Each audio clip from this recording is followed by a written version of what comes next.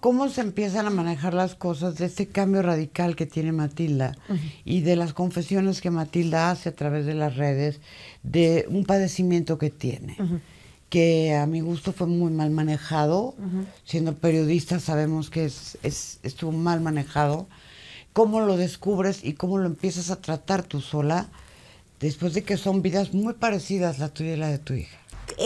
¿Cómo me entero con lo de mi hija? Bueno, pues porque mi hija se va a vivir con su papá un tiempo a Portugal, y allá tiene una crisis de ansiedad y que va, digamos que le está pasando escalando. a muchos jóvenes ahora. Ajá, que va escalando, y entonces allá pues nos advierten que hay la probabilidad de que existe este diagnóstico de trastorno borderline, y lo digo como tal porque ella lo ha dicho públicamente, incluso escribió en un portal muy serio, que es Yo También, que dirige Bárbara Anderson y Kate Artigues. Ella escribió lo que era vivir con el trastorno borderline, y bueno, pues lo que te puedo decir es que en cuanto las dos nos hicimos conscientes de que vivíamos con eso, lo que hicimos fue hacernos cargo de eso. Claro.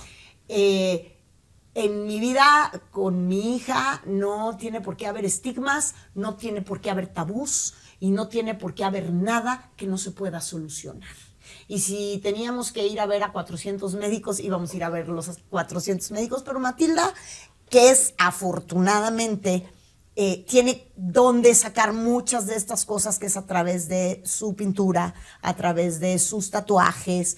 Y yo no he intentado dejar que Matilda sea y se sienta cómoda con lo que ella quiera y como ella quiera. Ella es muy valiente para enfrentar el mundo en el que le toca vivir, con la mamá que le toca tener, porque pues esta es la mamá que le tocó, no otra, teniendo que estar en el foco sin pedirlo, que esa ha sido una parte muy difícil para ella.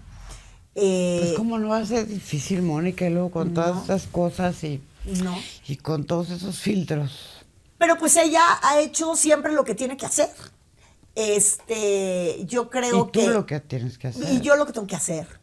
Y nos hacemos cargo y llevamos una vida lo más sana posible, y ella pues es una tatuadora muy exitosa. Yo admiro profundamente a mi hija, que defiende su individualidad, su estilo, su arte, es muy inteligente, habla varios idiomas. Igual que tú. Es muy culta, le gusta mucho leer. Todo eso se lo enseñaste tú, Mónica. Ay, bueno, y su papá también, porque tendrías que conocer al papá.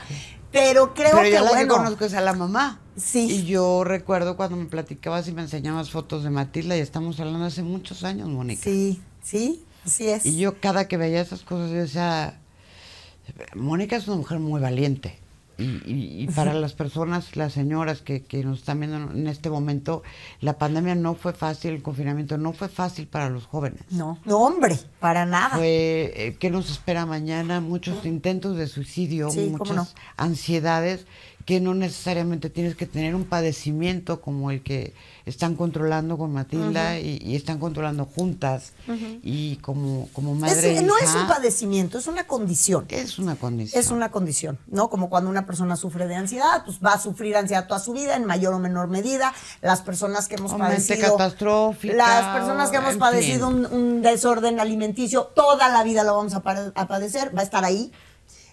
Lo tienes que estar controlando en mayor o menor medida, pero pues va a estar ahí. ¿Y quién no nos tenemos que estar controlando de algo, Mara? La vida hoy es, te da muchas cosas maravillosas, pero te da otras que tienes que enfrentar con inteligencia, porque si no te hunde.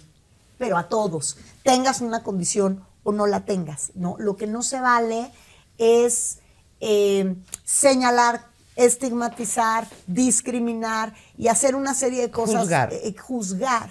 Lastimar. Eso no lo puedes hacer, sí, porque desafortunadamente haces a una tercera persona víctima, cuando en realidad la que quieres lastimar es a la otra. O sea, yo me imagino que estas publicaciones, en realidad el morbo iba sobre mí e hicieron víctima a mi hija, que es lo que sí me parece terrible.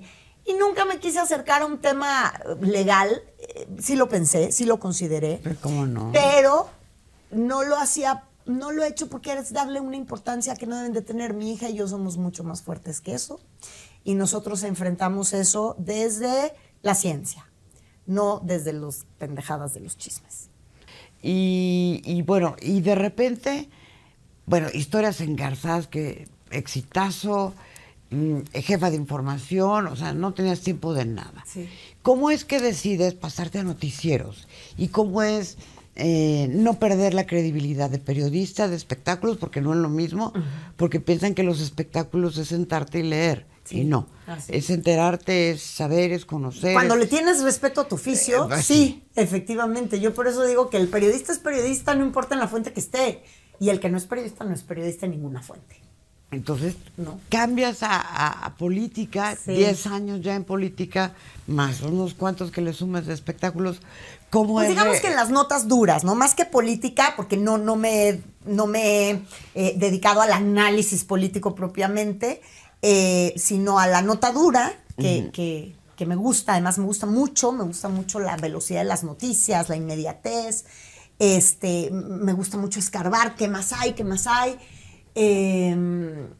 No fue fácil, el cambio no fue fácil para nada. ¿Y por qué lo decidiste, Mónica? Pues en ese momento estaban ocurriendo una serie de cambios en el área de espectáculos ya de por sí, y yo a través de Historias Engarzadas cada vez quería hacer más otras cosas, quería hacer otro tipo de entrevistas, quería otro tipo de personajes, y Pati, otras historias. Quería otras historias, ya quería hacer más cosas, quería contar otras cosas. Y entonces Pati todo el tiempo me estaba deteniendo, me decía, sí, está muy bien, me parece muy interesante que quieras hacer unas historias engarzadas de chucha perengana, pero acuérdate que este es un programa de espectáculos. Y yo ya lo quería sacar de los espectáculos. Y en realidad yo lo que quería era sacarme a mí de los espectáculos. Claro. Eso era lo que estaba pasando. ¿Por qué? Entonces, porque quería... Ya no te llenaban, pues ya no porque te llenaban. Necesitaba más. Quería hacer otras cosas. Y entonces un día propongo hacer un programa de historias engarzadas, o en el formato de historias engarzadas, cuando viene el huracán Stan, que devasta el estado de Chiapas. Me acuerdo que yo veía a mis compañeros en la televisión, mis compañeros de noticias, y porque fue una cobertura durísima y muy dolorosa para todos, porque, híjole, o sea, aquello se llevó, o sea, ese huracán se llevó... Fue terrible, las imágenes eran horribles, y entonces yo cuando lo veía yo decía, yo no sé en qué momento vi una escena en Hechos donde el reportero literalmente se quita todo lo que traía de reportero y de plano se pone a ayudar a la señora a la cual le estaba cubriendo, cubriendo la tragedia. Y entonces yo hago un programa que se llama El Dolor de Informar. Y me voy a donde las estrellas eran los reporteros, los camarógrafos, los corresponsales internacionales, cubriendo una tragedia. En vez de contar la historia de Mara Patricia Castañeda, conté la historia de aquel que se tiene que quitar el chaleco de reportero para ponerse el chaleco de rescatista. Y entonces sacamos un programa completamente diferente, que se llamó El Dolor de Informar, en Historias Engarzadas, en ese formato. Y me manda un mail Nacho Suárez, el vicepresidente de Noticias en ese momento, dándome las gracias por haber rescatado esa forma, digamos, claro, o hecho este homenaje al trabajo de toda su gente de Azteca Noticias, y por ahí me deja en el aire ¿nunca has pensado venirte a trabajar a Noticias? Y en ese momento pues le contesté el mail, le di las gracias, evidentemente no era el momento.